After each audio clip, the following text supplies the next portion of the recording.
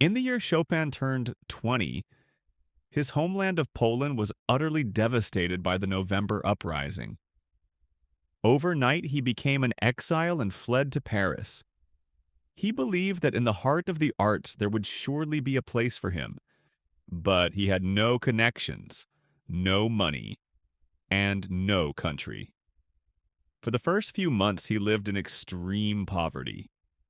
Renting a single room in a boarding house, he wrote letters to his parents, pleading for money.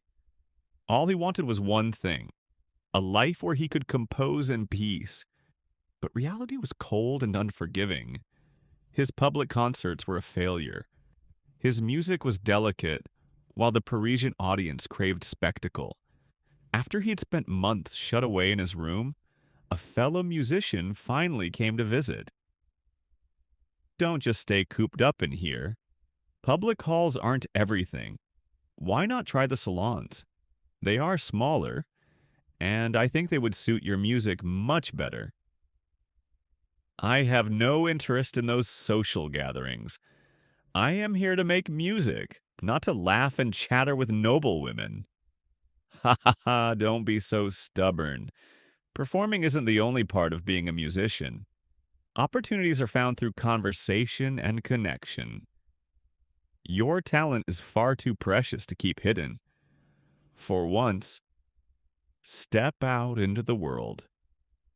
That day, Chopin opened the doors to a salon for the first time. The space filled with Parisian aristocrats felt foreign and suffocating. While everyone laughed and conversed, he stood silently in a corner. His fingertips were cold, and he felt like running away. Why are you standing there like a statue? Why don't you go introduce yourself? I am not used to places like this. Ha ha ha ha ha, I thought so. Come here. That lady over there mentioned she wanted to hear about your music. Are you referring to a performance? Yes, people here talk a lot, but occasionally there are those who truly have an ear for listening. Let them hear you.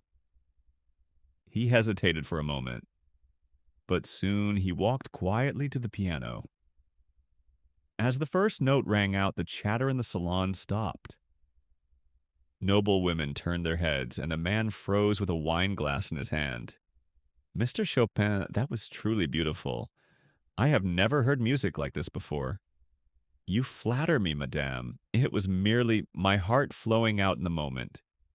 You are too modest. Would you happen to have some time tomorrow afternoon? My daughter wishes to learn the piano, and she would be so happy to learn from someone like you. I am not sure if I can teach properly. I am merely solely a performer. That makes it even better. Do you know how difficult it is to find a musician like yourself? Please, just give it a try. Chopin was momentarily speechless. No one had approached him with such a polite request before. It would be my pleasure. Then please come to our home tomorrow afternoon. I will be waiting. As the door closed, Chopin exhaled slowly. After collapsing on the public stage and locking himself away, this was the moment the outside world finally reached out its hand. And so the door to Chopin's first lesson, his first step into society and a brand new life, was beginning to open. If you enjoyed this video, please subscribe, like, and turn on notifications.